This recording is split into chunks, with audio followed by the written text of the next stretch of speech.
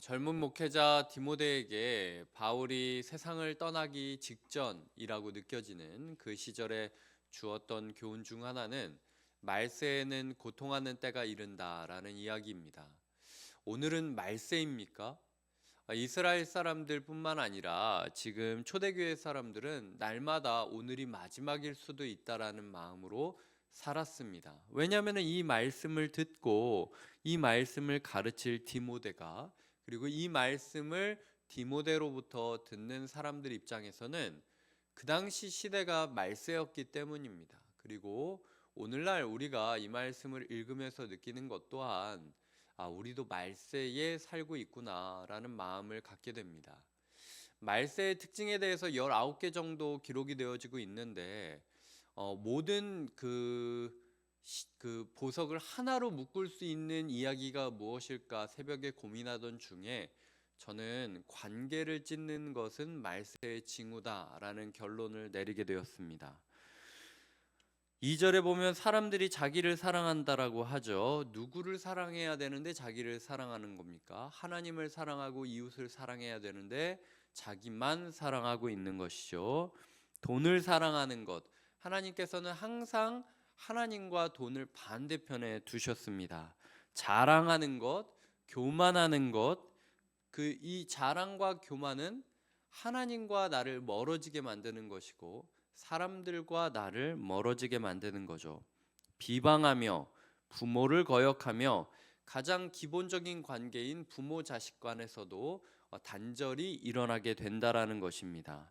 감사하지 아니하며, 저희가 추수감사주의를 하루 앞두고 감사하지 않는 우리의 모습이 바로 말세를 살아가고 고통받는 사람들의 징후임을, 원래 인간은 하나님 앞에서 감사하는 것이 마땅할 뿐만 아니라 감사를 해야만 영원의 삶을 누릴 수 있는 것임을 우리가 기억할 수 있죠.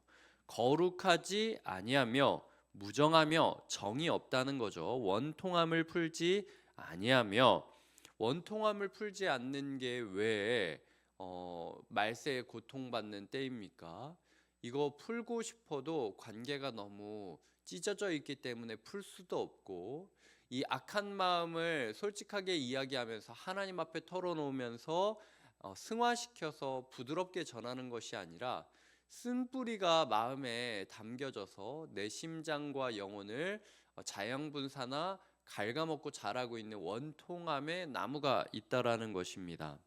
모함하며 절제하지 못하며 사나우며 선한 것을 좋아하지 아니하며 배신하며 조급하며 자만하며 쾌락 사랑하기를 하나님 사랑하는 것보다 더하다라고 이야기를 하죠.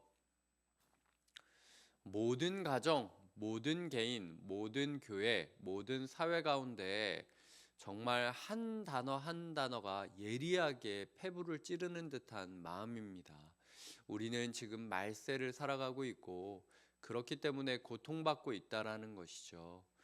그 사람 탓을 너무 하지 않으셨으면 좋겠습니다.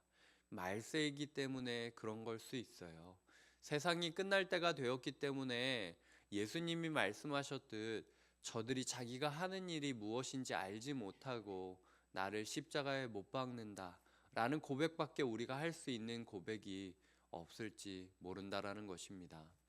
우리의 삶 가운데 혹시라도 우리가 하나님과의 관계가 찢어지는 모습을 보이고 있지 않나, 사람과의 관계를 찢어가는 모습을 보이고 있지 않나, 나는 그저 나를 변호하고 나의 입장을 바르게 서서 고통받고 싶지 않았던, 상처받고 싶지 않아서 그랬던 것인데 객관적으로 한 걸음 물러서서 나의 모습을 보자니 누구보다도 말세의 모습, 말세의 전령과도 같은 모습을 가지고 있다면 영혼을 사모하는 마음으로 우리가 이런 모습으로부터 떠나기를 꿈꿔야 한다라는 것입니다. 경건의 모양은 교회 가운데 있을 수 있죠. 하지만 경건의 능력은 교회 가운데 참 찾기 힘듭니다. 우리의 삶 가운데 능력을 달라고 고백하셔야 됩니다. 어떤 능력입니까?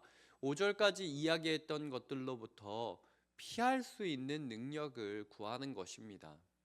아이러니하게도 관계를 찢어버리는 것이 바로 말세의 징후다라고 이야기를 했는데 5절에 보면 이 같은 자들에게서 내가 돌아서라라고 이야기를 하고 있습니다. 결국 이거 해결이 안 돼요. 피하는 것밖에 답이 없습니다. 관계를 찢는 것이 말세의 징후라고 여겨서 어떻게든 관계를 하나 되고 만들고 싶지만 결국 찢어진 관계가 붙여지는 게 그렇게 어려운 일이라는 거예요. 그래서 우리가 할 수 있는 최선의 선택은 요셉이 보디발의 아내를 피해서 도망갔던 것처럼 어떻게든 우리가 가정 안에서, 교회 안에서, 사회 안에서 서로를 분열시키려고 하는 사람들로부터 피하여 모이기를 패하는 자들의 습관과 같이 하지 말고 우리가 날마다 항상 모이기를 힘쓰며 하나됨을 지켜야 된다라는 것. 이것이 성경에서 하나님께서 말세를 극복하는 자들의 모습으로 우리가 그리고 있다라는 거죠. 오늘 성도님들은 어떤 사람으로 살고 계십니까? 솔직히 객관적으로 나를 봤을 때 내 곁에 있는 사람들이 오히려 더 가족을 싫어하게 되고 교회를 싫어하게 되고 교회 안에서 누군가를 원망하게 되고 싫어하게 된다면 저는 그거 떠나야 된다고 생각해요. 그런 나로부터 떠날 때가 된 겁니다. 우리의 주변에 있는 사람들이 아무리 나랑 친하다 할지라도 그 사람이랑 함께 있으면 내 가족이 미워지고 내 다락방이 미워지고 내 GBS가 미워지고 내가 있는 봉사부서가 미워지고 저 사람이 미워지고 교회가 싫어진다면요 잘못된 신앙생활하고 있는 겁니다. 거기로부터 떠나야 한다라는 것이죠. 6절에 보면 6절 이야기가 성적인 이야기처럼 느껴집니다. 남의 집에 가만히 들어가 어리석은 여자를 유인하는 자들이 있다. 혹시라도 이렇게 불륜의 모습으로 그려지지 않습니까? 그런데 7절에 보면 배움에 대한 이야기로 끝이 나고 있어요. 항상 배우나 끝내 진리의 지식에 이를 수 없다라고 결과가 되고 있습니다. 이거 거짓교사 얘기하는 겁니다. 그냥 성적으로 타락한 것이 말세의 뜻이 아니라 잘못된 교리를 몰래 은밀히 집에 들어가 가지고 치명적으로 마치 불륜을 하듯 가르치는 것처럼 교회 안에 그리고 다락방 안에 GBS 안에 잘못된 가르침 아까 말했듯 하나됨을 지키지 못하게 만들고 서로 분열하게 만드는 메시지들이 교묘하게 들어가 우리의 마음을 치명적으로 상처 주고 있다라는 게 말세를 뜻하는 바울의 관점임을 우리가 기억해야 된다라는 거죠.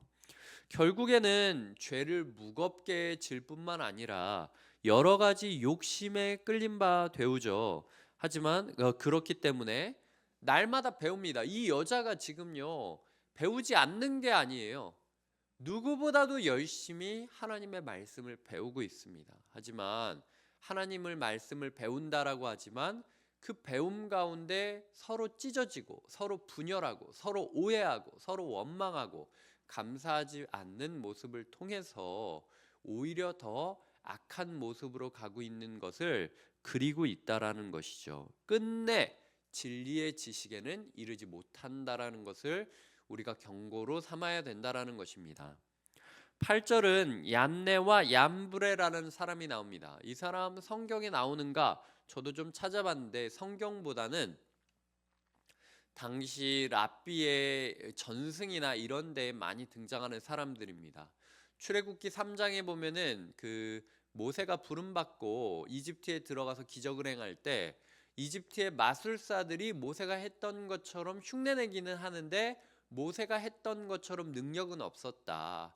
나일강 전체를 바꾸는 모세의 능력은 따라가지 못했다라는 이야기가 나오는데요. 랍비들의 전승에 따르면 얀네와 얀브레라는 사람은 바로 그런 마술사들의 대표였다라고 이야기를 하고 있습니다.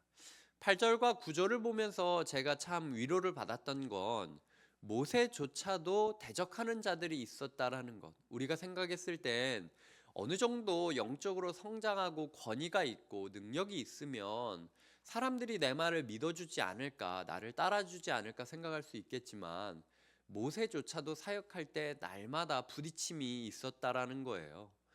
그런데도 불구하고 기억해야 될 건 겉으로 봤을 때는 얀네와 얀브레가 모세랑 비슷한 기적을 행하는 것 같았지만 결국 마지막에 보면 9절에 그들이 더 나아가지 못할 것은 저 두 사람이 된 것과 같이 어리석음이 드러날 것임이라 라는 구절처럼 얀네와 얀브레는 거짓 교사, 거짓 마술사로서 모세의 능력을 따라하는 것처럼 보였지만 어느 수준 이상은 나아가지 못했다라는 거예요. 그리고 결국은 드러나게 되었다라는 것이죠.